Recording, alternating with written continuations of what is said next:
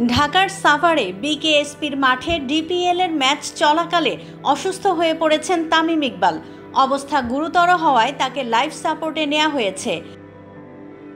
সোমবার 24 March Mohammedan sporting club ও শাইনপুকুরের মধ্যকার ডিপিএলের match চলাকালে হঠাৎ বুকে ব্যথা অনুভব করেন মোহামেডানের অধিনায়ক তামিম ইকবাল।